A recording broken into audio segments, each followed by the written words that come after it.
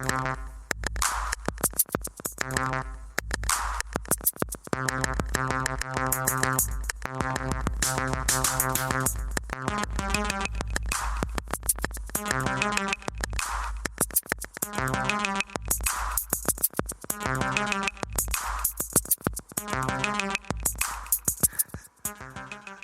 know what time it is when you hear that 808 kicking, you know? Boom. Yeah. When you hear that 808 kicking like that, it's time for all the bacon and eggs. Of course, I am here in the Leo Pope Studios in the beautiful Henderson, Nevada. And I am joined by my partner in crime here, Mr. Is that my cue?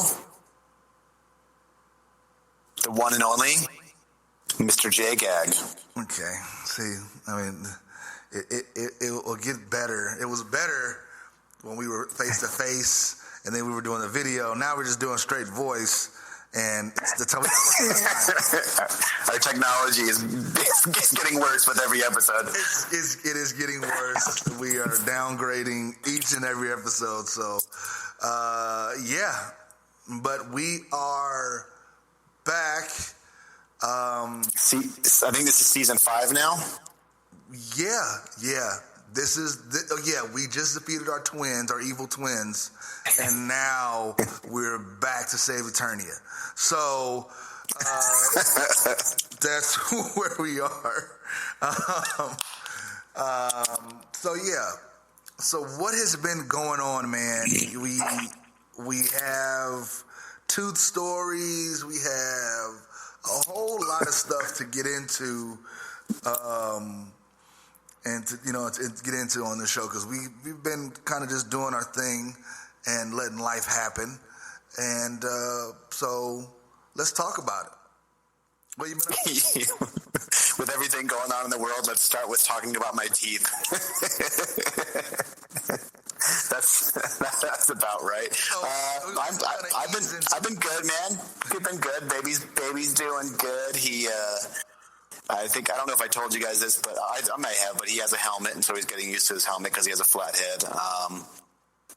Wife's doing good watching him, and, currently while I'm doing the show, so props to her for taking care of him for the next hour or so. But I'm doing pretty good, just watching all the craziness on TV and everything that's going on. It's a crazy world we live in, man. Yeah, so I wanted to ease into it because, it is quite the serious subject, and this is more of a comedy show that we like to do here. We do touch on some serious stuff sometimes, but is it funny? Like, is our show funny? The production is. That was amazing. I wish we had sound effects. Jeez. But it's everybody has me either seen the video or heard or what's going on. First and foremost, rest in peace to George Floyd, excuse me. His life was tragically ended at the hands of some negligent police work. Officer kneeled on him until he stopped breathing and became unconscious. So that was correct. They just upgraded the charges to second-degree murder instead of third-degree murder. So I think that's good. They can't do first-degree murder, but second-degree I think is right there where it needs to be. Yeah, I think so too. Which after the death, incited a lot of protests, and then incited a lot of rioting and looting and things like that, which, I don't condone. The protesting, yes, definitely protest. For sure. Get your voice out there and be heard. Did you go out to any of those? No, I have not. I'm not on social media or anything like that, so I didn't I don't follow any organizations. Because if I was to go out to the protest, I would go out to the protest and just protest. I'm not trying to mess up anybody's property or anything like that. Yeah. I just want. You're not taking any dumps in the Bellagio fountain or anything like that. No, I'm not doing anything like that. Good, because I saw somebody did that. So, I mean, way to stick it to the man. Crazy. What is robbing and looting going to do for this cause? What exactly? It takes away from the cause, because then all the media focuses on everybody who's robbing and looting and not the actual cause. Exactly, and that's and I'm not turning this into some kind of whole political diatribe. I'm not doing that, and I don't want to do that. But what I'm just saying is that when you do that, your message is diluted, and I'm not saying that the protesters are doing that. I'm saying the people that are so. And I'm not trying to turn it into conspiracy theory either by saying, "Oh, here we go." People are doing this on purpose to get your tinfoil hats out. Yeah. Are doing this on purpose just to dilute the message. It's a tragic story, and it needs to be dealt with. And these types of incidents, they need to be. There's no place for them in society really anymore. It's tough, man. It's tough dealing. You had to deal with a NFL player who was basically, without being said, like, I'm trying to search for the word, excuse me. But without it being said, he has been blackballed. Right? Correct. For kneeling during the national anthem to bring light to the injustices that are being done to African American people, black people, through law enforcement, things like that. Mm-hmm. So now we move forward to 2020, and we have a white cop that takes a knee on a black gentleman and kills him. Right. I'm thinking the NFL probably, and the NFL statements that they released are kind of a joke, because you're right, they did blackball Colin Kaepernick, and whether you or anybody else thinks it's right or not, we still have that freedom to be able to kneel and peacefully protest, which he was pushing for. And then, of course, nobody, really listens to him for 3 or 4 years, and then this happens. If we could have just taken it seriously, when it happened, and by me saying taking it seriously, like white people taking it seriously when it happened, then we could have been, moving in the right direction, years ago. But instead, everybody, me, white people, got mad because he was.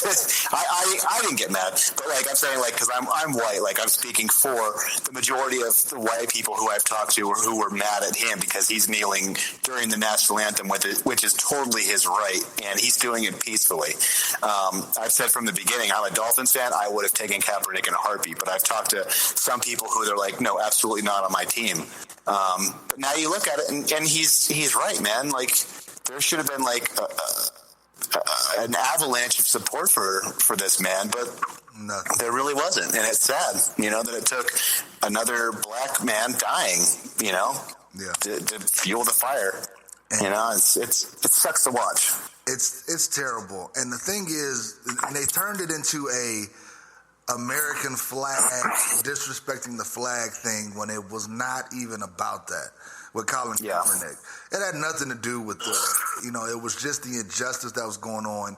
I want you to, instead of me standing, I want to kneel until we are talking about this matter and we're taking it seriously. And it gets turned, just how the people are doing now with the protesting, it gets turned into rioting and looting and stuff. it takes away from the core message, and it's like a diversion to like, oh well, we don't want to talk about it, so we're going to talk about this instead, and this is what we're going to focus on, and this is what is more important, and that's just not it, and that should not have been it. So, it's tough, man. I didn't watch the video until yesterday, and oh wow, yeah, it was a sight, and I felt some kind of way about it. I really did. I'm not gonna lie.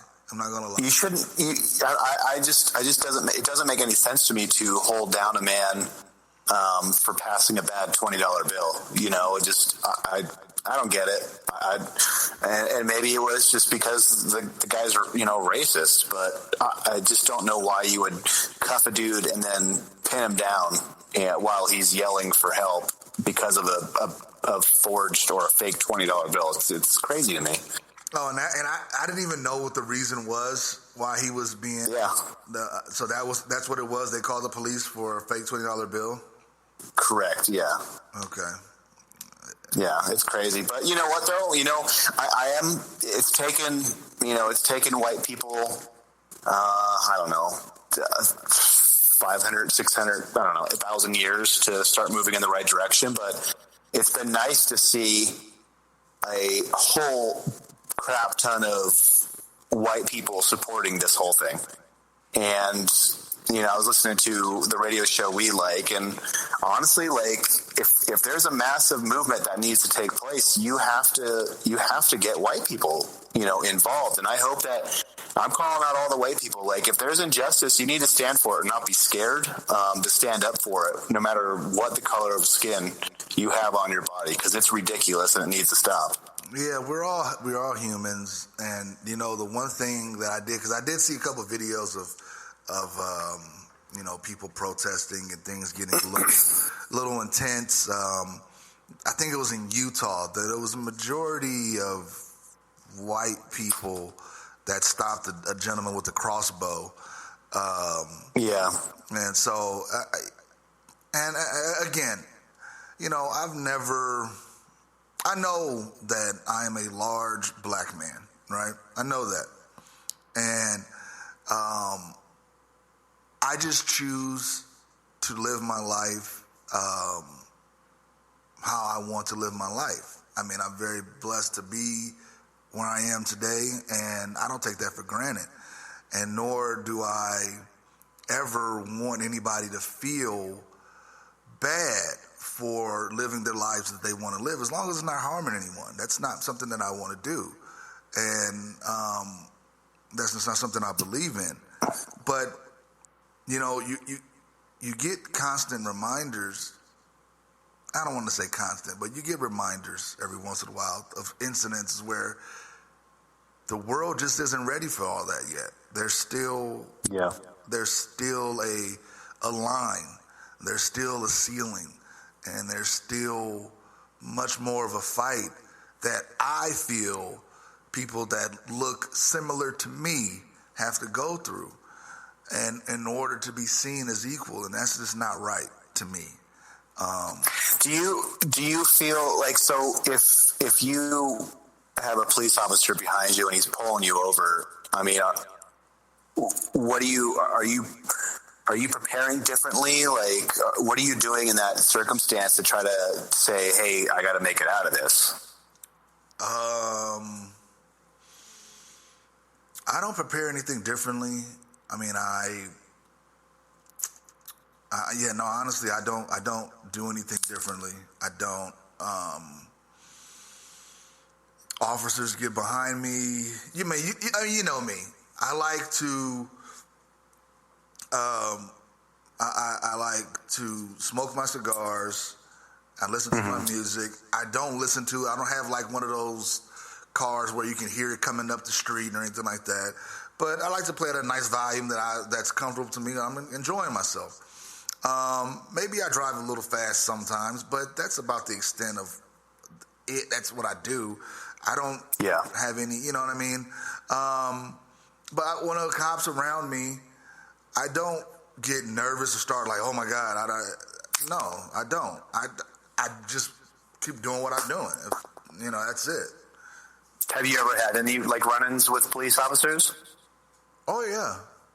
That weren't justified. I mean, I know you're not a wild and crazy guy, so I don't know if you ever were doing something stupid. We don't have to talk about that, but like if there's something that wasn't justified, where the police officer kind of escalated it? Have you ever had something like that? No, and I'm gonna knock on wood because no, I do not. There you go. I do not want that because you know it.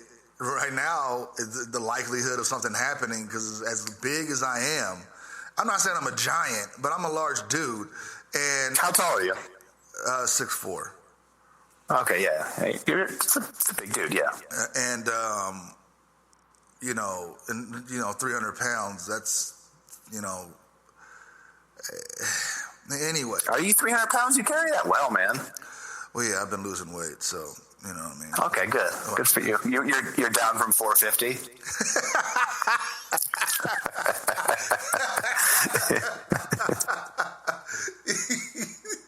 Yes. I'm proud of you. Yes, thank you. Thank you. Size 75 waist. Yes. 7 shirts. Yes. Yeah. Just imagine Eddie Murphy as the clump guy. Oh, come on. Come on. That's exactly what MMB looks like. Oh my God. We still haven't gotten to the relationship thing, and now I'm completely shocked. I'm thinking I'm Sherman. And I'm telling you. Sherman.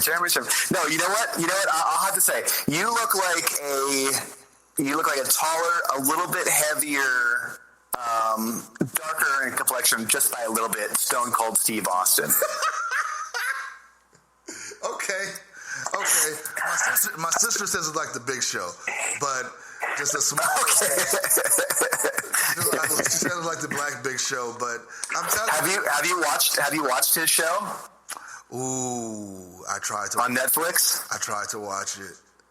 I tried. It's definitely it's geared for kids. You know, I didn't expect much, but yeah, it's not great. Oh my gosh, I was like, all right, let me see and let me check it out, and I was like, ooh, this acting is terrible. Like, yeah, what was it called? The Big Show Show? It's oh man, we'll have to get into that, but yeah, no, I'm telling you right now, somebody comes up to me saying Sherman, I'm punching him in the face. That's going to be... Wow. Yeah, I'm telling you right now.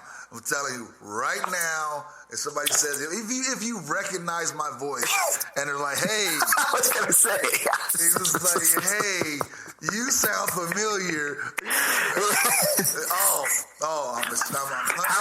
How many people on Earth? Like 7 or 8 billion people, and there's one person that listens to our show, probably. So if that one person somehow figures you out and calls you Sherman, you should give that guy a hug. Yeah, you know what? I actually wouldn't punch him in the face. I'd probably buy a drink or something. I wouldn't do that. I'm not a violent person. Please don't assault our one listener. No, I wouldn't. No, that'd be hilarious though. Somebody was like, "Hey, yeah." But anyway, yeah. I don't know. It's tough. This is definitely a tough time, and that one listener out there, just hope you're safe. Stay safe. Yeah. I got a question for you. Is COVID over? Is it still going on? Oh, the virus, yeah. The virus, the coronavirus, the COVID-19. Yeah, I haven't heard anything about it lately. They had us quarantine in the house for 2.5 months. Yeah. So, from what I'm seeing is that it's not over. It's still going on. I have been able, I have a weekly meeting with my friends. We have cigars and beers. And we were finally, the last 2 weeks, able to go to establishments that were open. And, the thing that I noticed most about what the COVID-19 did was if you had stock in plexiglass companies, you're like super rich right now because plexiglass is everywhere. And it's like, oh, the plexiglass is going to save us. Nah, I don't know. I mean, the way they put the plexiglass is not like they fully enclosed anything. It's just like a shield covering a couple inches. And I'm like, what is this for? And who is this for? But apparently, we're going to be opening up here in tomorrow. Tomorrow?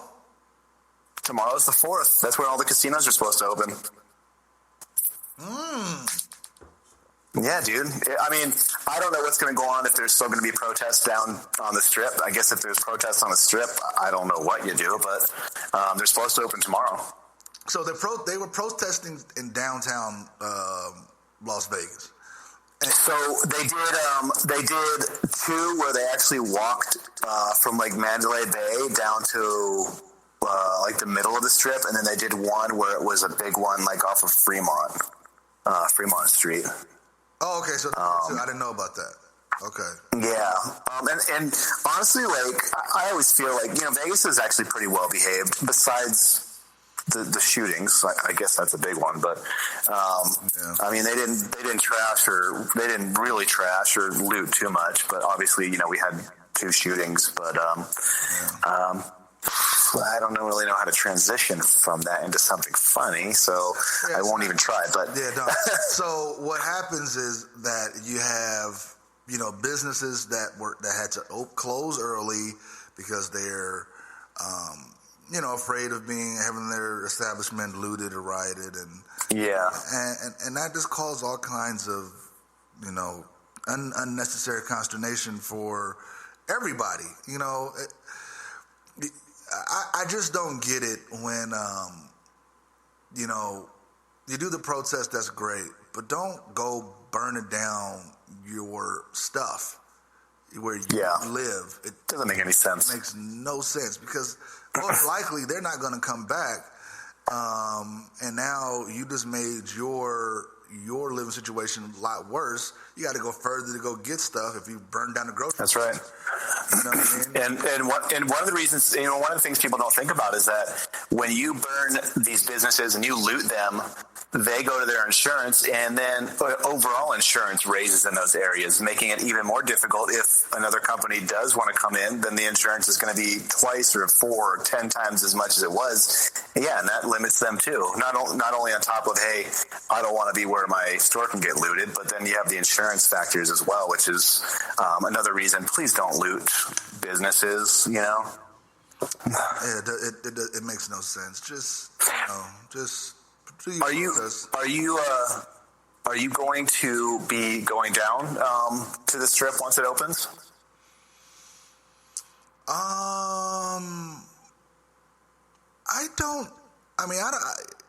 Probably. Yeah, I don't have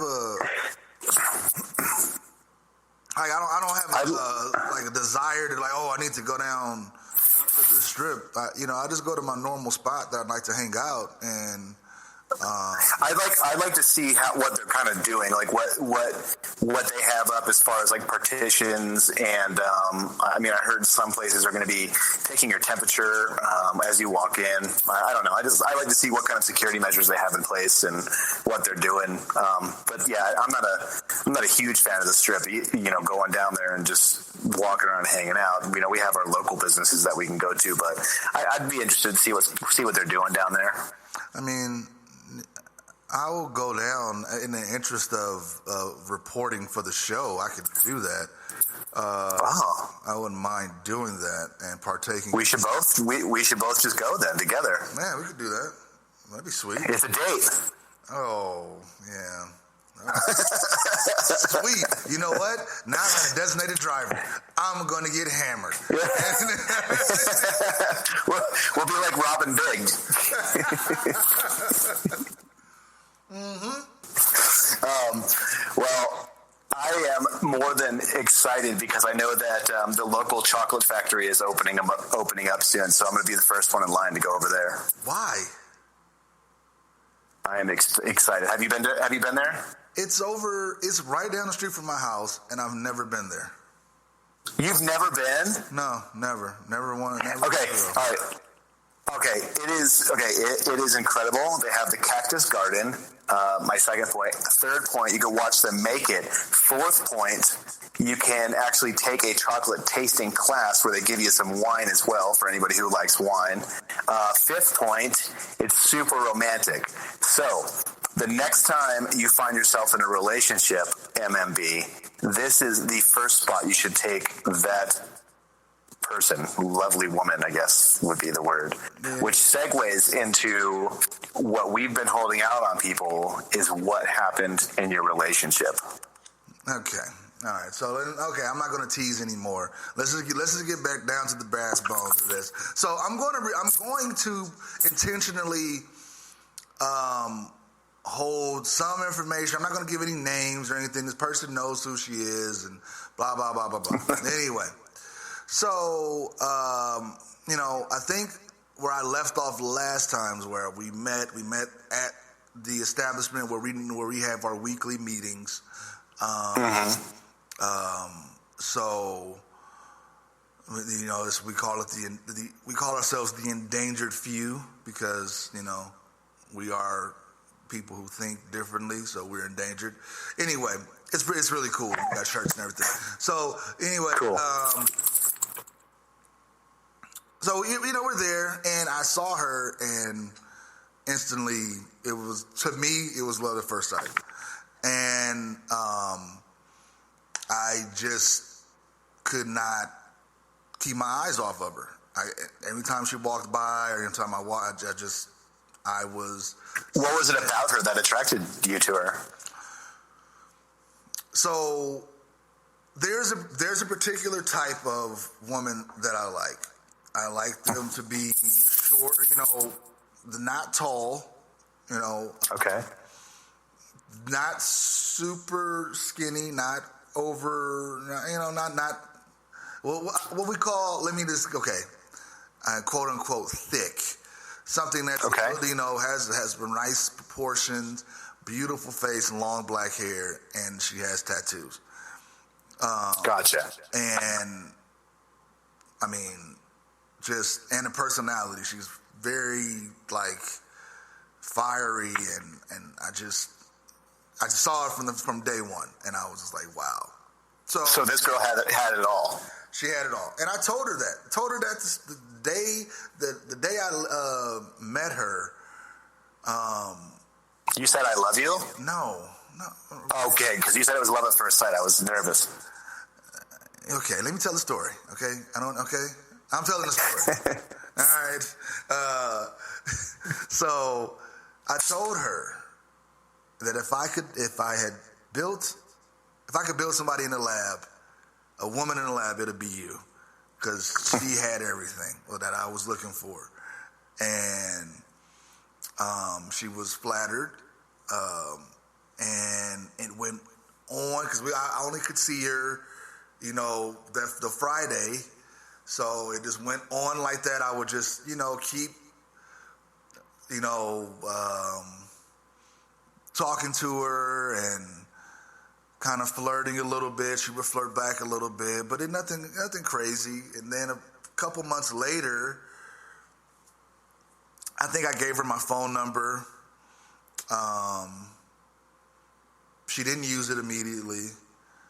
I kept going, kept letting her know, and we got more and more serious. Okay. I'm sorry, not serious. We got more and more acquainted. There you go. That's good. Yeah, we got more and more acquainted with each other, and then finally, because she would, rattle off my phone number. And she was like, your number's such and such, right? And I'm like, yeah. She was like, okay. And then she wouldn't use it, but then she finally did. She finally texted me, and we, would talk, and, it was just like from the beginning, it was very hot and cold. Like, I was all in. I was all in from Jump Street. And she was still in that feeling out stage. Like, I know who I am and I know what I'm about. So I'm just like, I'm going to go full bore with this relationship. Like, I'm sending flowers. I'm, doing all that I can. She's a very strong-willed person and very independent. And I respect that because I grew up with two very strong-willed, independent women in my life, my mom and my sisters. So I can respect that.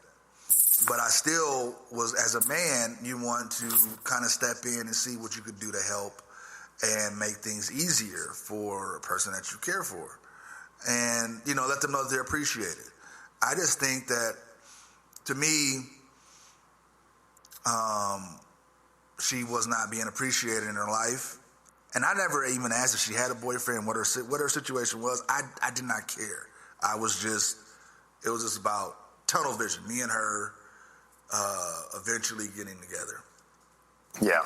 And so, like, to cut all that, some of the minutia out, it's just we began to talk more, like, every day, and it was great.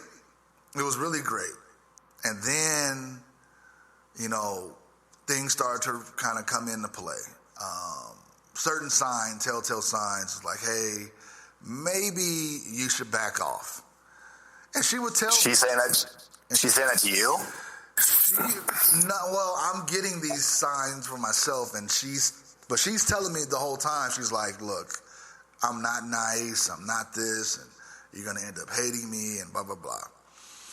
And I said, I'll take the risk. I don't think that's the case, but okay.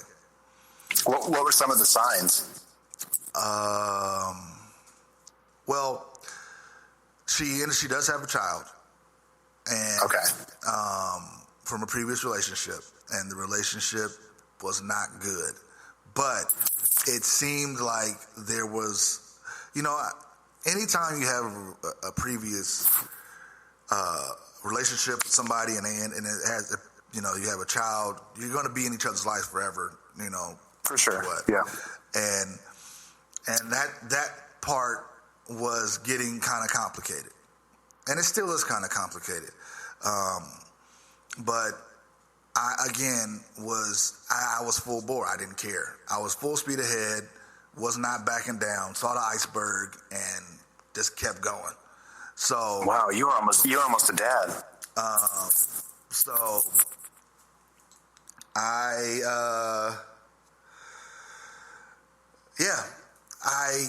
continue with this. I think around Valentine's Day, everything was good. Some of the telltale signs, you did ask that, I'm sorry. So she all of a sudden just stopped calling and then stopped answering my calls. Would text every once in a while, and she just would get distant and would get distant. How long were you guys talking for before she started doing this? Man, that was a few months. It was maybe a few months, and so you guys are talking every day and going, doing your thing. Yep. Yeah, and then it would kind of go back to that where we would start talking, and it'll be even more. We'd be talking every 3-4 times a day, like we're constantly talking, and it was so hot and cold. It was always like. You take, 2 steps forwards and 1 step back. And it was, and I think I have patience from previous relationships I've dealt with, where I think I've shared with you that I was dealing with a woman who was alcoholic and all the troubles that go along with that. And I was very patient in helping her, and she's been, sober. And she's actually married, so she's nice. She's doing good. And I'm not looking at taking on any kind of projects. You know what I mean? But if it happens to come that way, I'm not going to run away from it either. Yeah.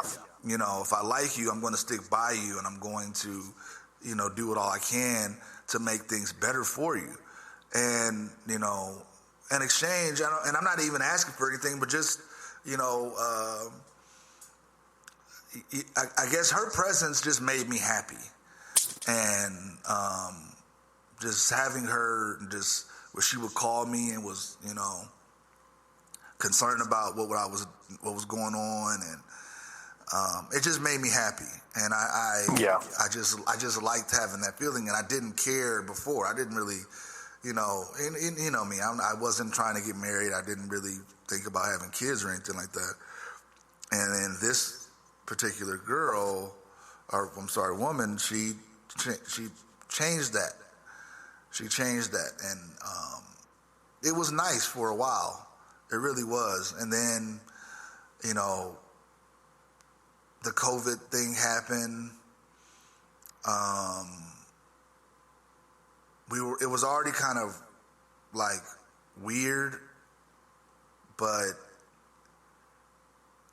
the move was about to be made to where we had to either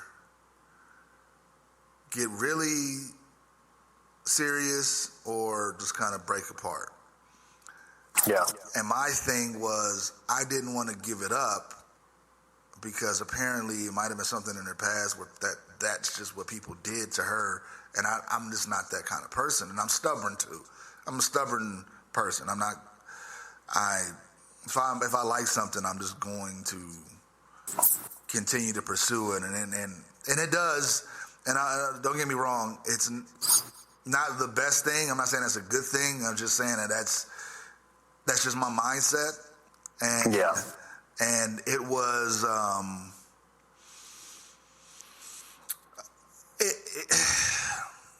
it's still to this day, like we've talked recently, and you know, it's still to this day kind of cloudy, more cloudy than it has been before, and I just don't know, but I still have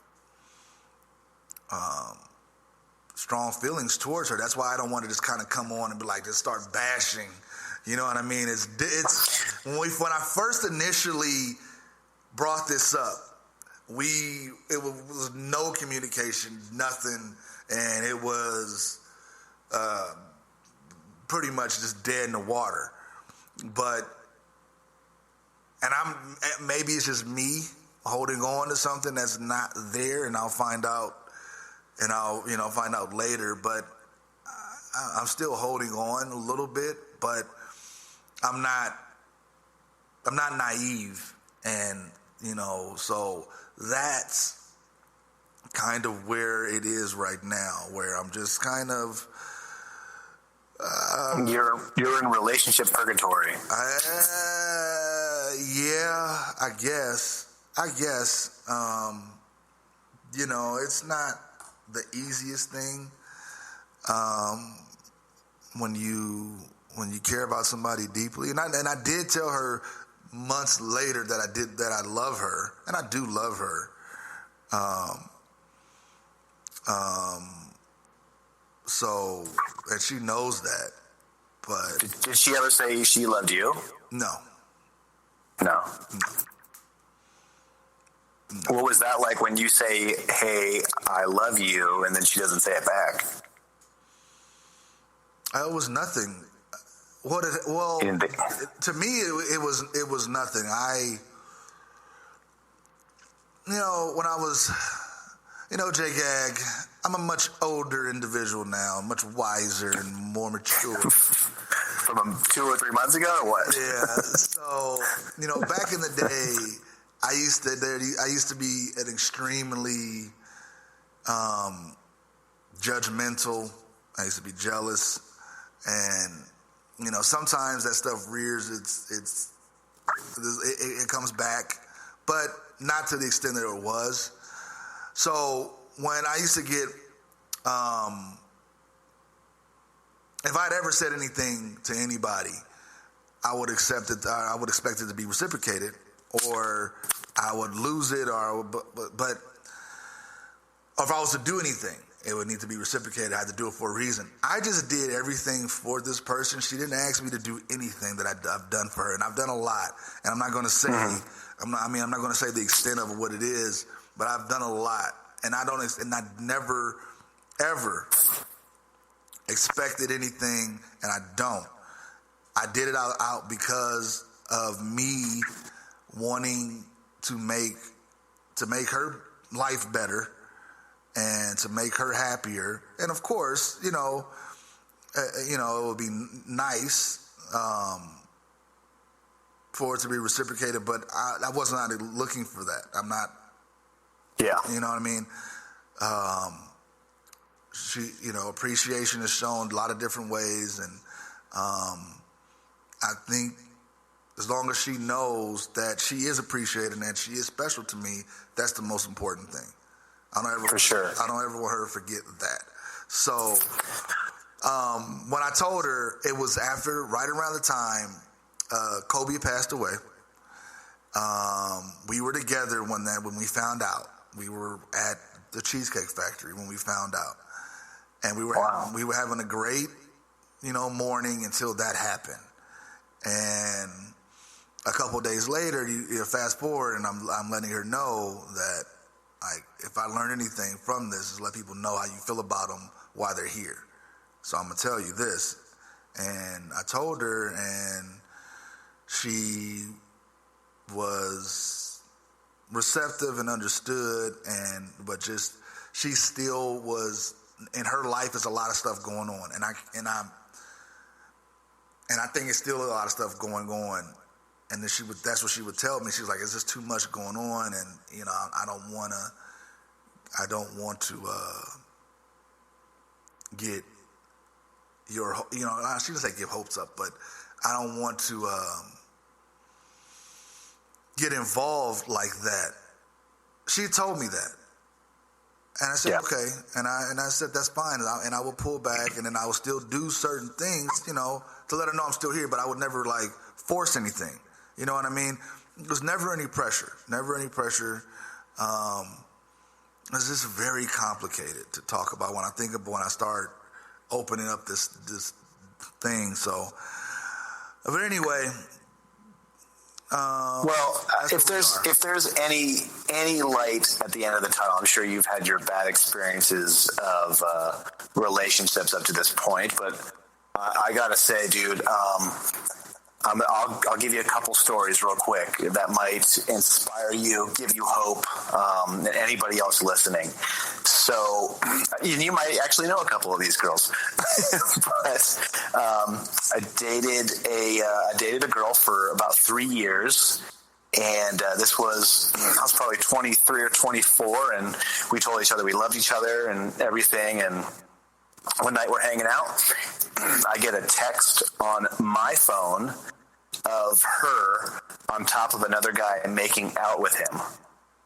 As I'm sitting right next to her, I get this text. So that was 3 years down the tube right there. Dated another girl, and she actually worked where we worked back in the day. I was head over heels over this girl, and we were I was planning on asking her to marry me for real, and she had ended up going up to Reno to work, and I remember I flew up to Reno, and as soon as I got off the plane, she picked me up. Well, she didn't even pick me up. She said, "I don't want to be with you anymore," and then put me right back on the plane back to Las Vegas. And then, if that's not enough, I dated another girl for about 2 years, and in the end, she ended up saying, "I'd rather do drugs than be with you."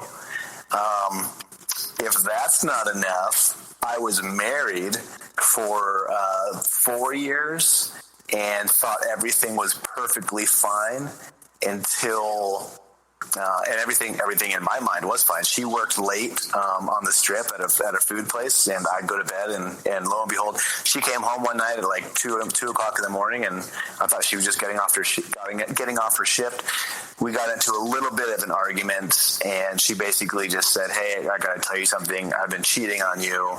I've been with other guys. I've been doing all sorts of drugs. I've been drinking," because she was like always hated drinking because of her dad's an alcoholic, and she's like, "I've been going out drinking and all this and that and the other." I tried to hold on to the relationship, tried to fight for it. Didn't work out. So now, all those relationships and a divorce later, I am more than blessed, and I would go through all of that nonsense again to be with my wife now. I am more than blessed to have met my current wife, and this is definitely the woman that I will be with for the rest of my life. So I know there's a whole bunch of guys listening, and girls too, maybe not a whole bunch, but there's like one or two of each maybe that are listening that have had relationship troubles, and it's just encouragement to push through, continue to persevere, and don't give up. Because I know firsthand, and I'm sure MMB knows firsthand, like heartbreak sucks and it kicks your butt, man. Like, it is the worst feeling in the world to be broken up with, or divorced, or whatever it is you're going through. So it's just an encouragement to, don't give up. And sometimes we can't see, over the traffic jam in life, but on the other side could be something just truly special. So don't give up, man. And if this relationship is meant to be, it'll happen. And if not, dude, then you're a decently nice guy. You'll find somebody. Okay, well, decently nice guy. That's your endorsement. Jeez. So okay. Let me ask you a question. What was the darkest time that you got to after the post relationship? Dude, let's see. When I got off the plane and the girl told me she didn't want to be with me anymore, I honestly, I was probably minutes away from killing myself.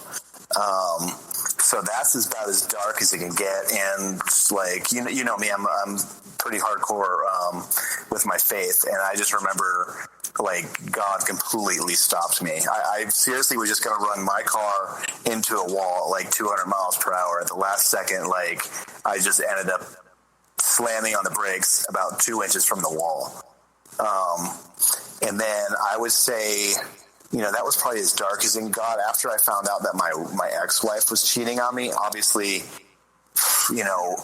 there's fits of anger and rage that take over, and you want to beat people up. But I live by my current wife, and I have a Bible verse on our fingers actually. That says, forgive as Christ forgave. And I just remember having that Bible verse stuck in my head as I was going through my divorce. And I wasn't seeing my current wife at all during that, but just remembering just to forgive and just to be a good example to her, for her future, so she can look back and say, hey, that guy, didn't give up on me. I don't want to keep living my life, the way it is hurting people. So I was pretty down and out, and still even thinking back, to going through to my divorces will definitely make me tear up and choke, just because the emotions were so heavy. Going into a marriage, the last thing you think about is getting a divorce, and all of a sudden I'm thinking I'm going to be a divorcee. It's crazy. It's super sad, but obviously God had different plans for me, which, man, I'm so blessed now with my wife and with my child who has a deformed head, but it's getting better. Yeah, but it's cute though. It works with him. He can play in the Dick Tracy movie. It's awesome. Yeah, that's right. And if I wanted to, he won't be still wearing it in October, but yeah, we could dress him up as a RoboCop. But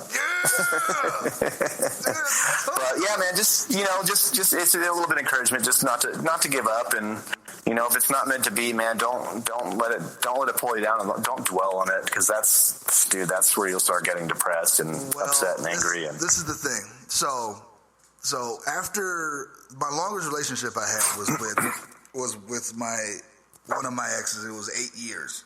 Off and on. Wow. Off and on. Okay. With her, and this is dealing with the one that she had the alcohol. That she was alcoholic. Okay. So after that relationship ended, it was really, really dark times for me. Like, really, really dark. To the point where my mom would call me like every day for a week to see if I was okay, because Oh wow. I was here, but I really wasn't. Like it hurt to the point where I didn't want to feel the pain anymore, and I just know that it's always when you're in the tunnel, you always think that you're never gonna see light again. For sure, yeah. You will. You definitely will. You just got to keep fighting. Even if you got to crawl inch by inch, you will get there. And the longer that you give yourself and you let go of certain things, because holding on to bad memories really doesn't make you stronger, to me, or holding grudges with people. And not that she did anything wrong.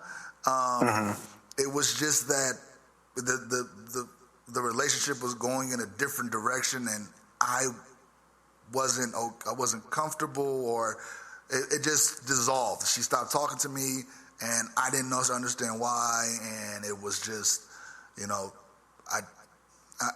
hurt. So yeah, I had told myself that I could never give myself, or get emotionally involved and give myself to somebody like that again, which I do, and I don't get. Nobody's responsible for my happiness. Let me put it this way. Let me just put it that way. Nobody is responsible for my own happiness anymore. So, if somebody comes into my life that does make me happy, that's great. But I'm responsible for my own happiness, and I'm responsible. That's what I learned. Yeah. Because if you are putting it all on one person, no matter what, if it's either a breakup or something, it might happen. They're not always going to be there. So you really have to, you take the good times and you cherish those and you move forward. You're young, your wife's young, and all that good stuff, and you got a new family and all that. That's great, and you guys, will hopefully have years together and all that, and be happy and all that good stuff. You know what I mean? And I wished, and I really do pray that for you. And I'm not super faithful, or I take that back.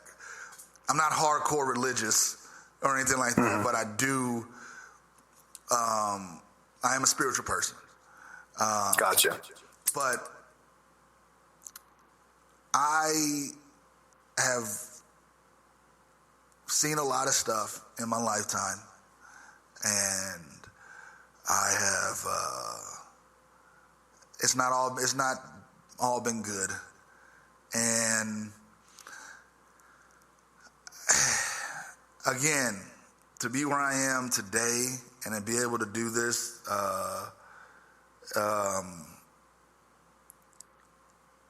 and to have all those experiences and talk about it, and those battle wounds, just like you with the relationships. I've never been married. I don't have any kids. If I get married, I only, of course, I only want to do it once. I don't want to be anybody's daddy or anything like that. Yeah. I don't want any part of that. If we're together, we're together. If we have kids, we're gonna, it's a reason we're together to have this kid. But for sure, this might end tomorrow, or it might turn into something even bigger tomorrow. I don't know. and I'm not expecting anything, but I'm not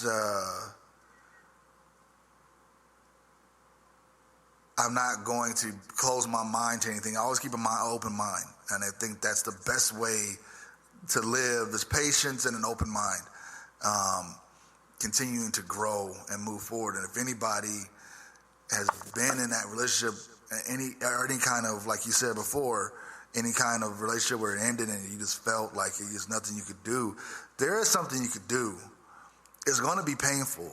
I mean, I've sat with a friend who was going through a divorce, and I sat there and we talked, and it sucks. It really sucks. And you know, if you have somebody to talk to, that's great. Sometimes you just got to just talk, just look up and just talk to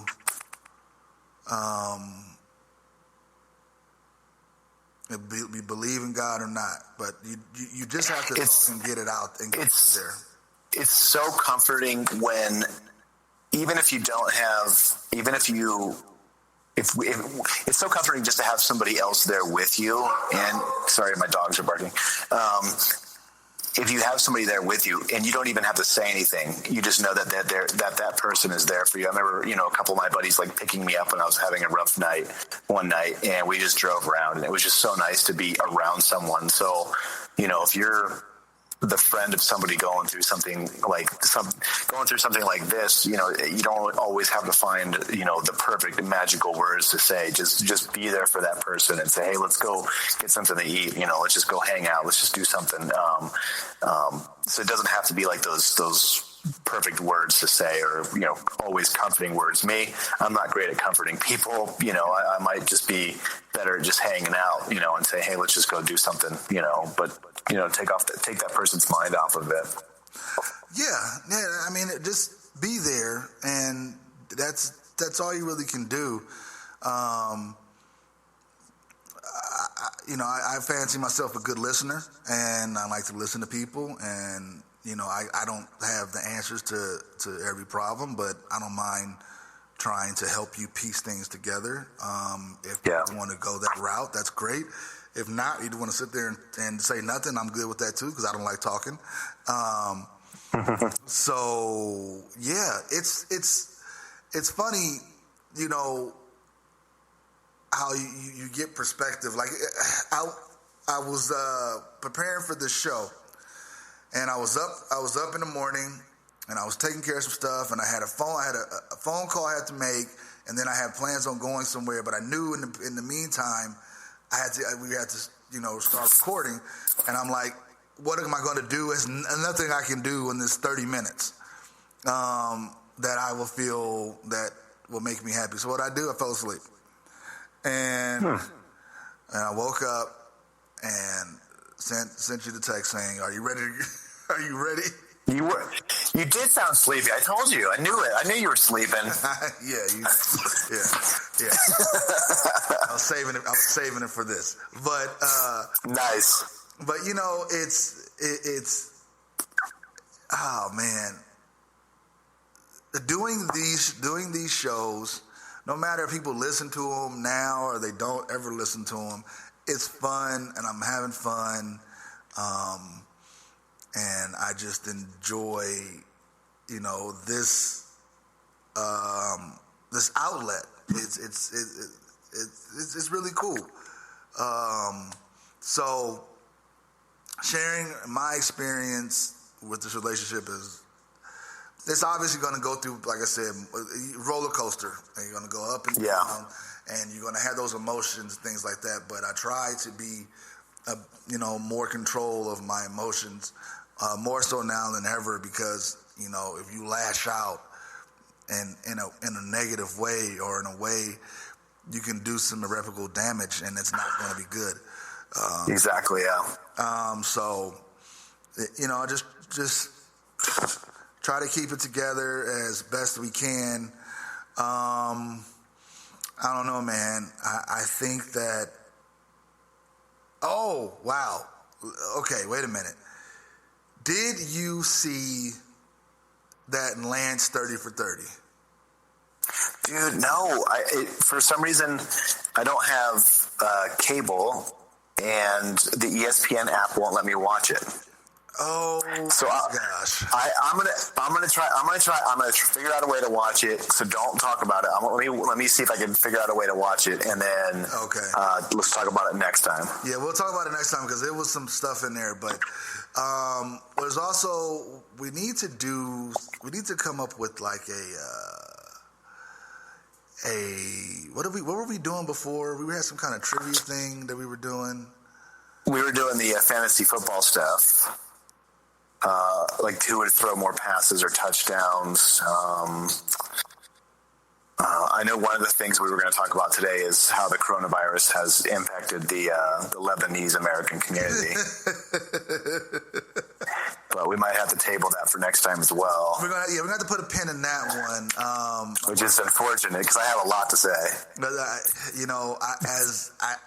me having a former Lebanese girlfriend. And having a good friend who was also Lebanese, and that's very not too close to my family or not too far away. Lebanon is not too far from Palestine, but it's not close either. But similar situations. So, a part of my family is Palestinian, so.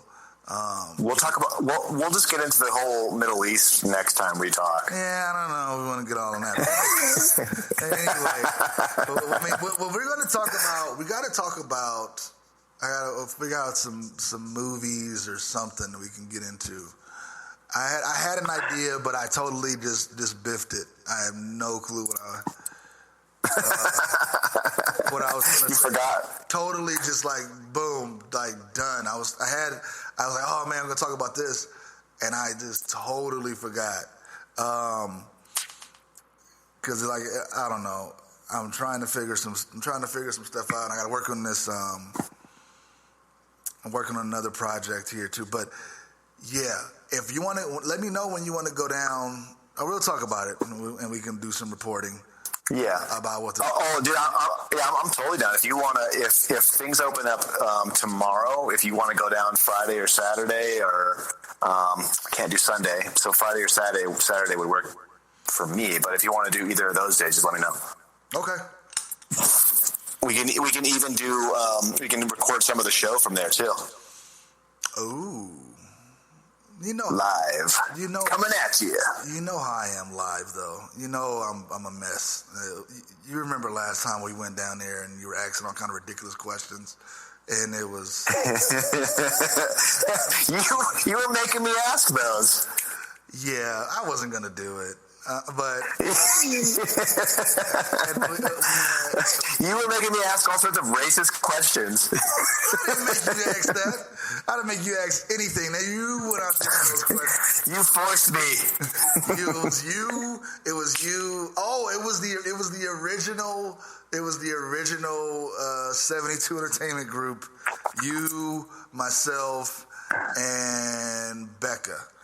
Correct. Yep. Yeah. Well, I am sorry to do this, but I'm going to poop my pants. So you're going to have to sign off or listen to me poop. Either one. You'd let me know. We're signing off. No, you know what? I want to listen to you poop. Let's do it. No, we're going to sign off. As you know, the normal. Blah, blah, blah. Are you still there? Yeah, I'm still there. Can you hear me? Anyway.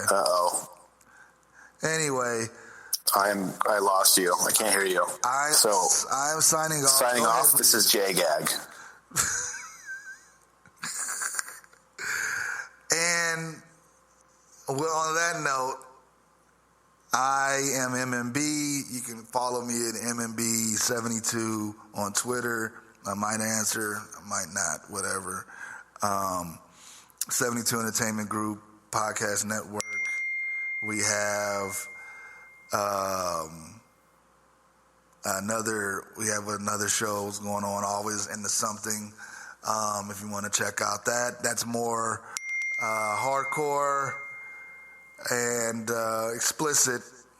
So, but anyway, you can check that out if you'd like. But for all the bacon and eggs, I am signing off. This is so weird just doing this by myself. But anyway, hope you guys enjoyed, and we will catch up with you next time. The marathon continues. Oxman, stand up.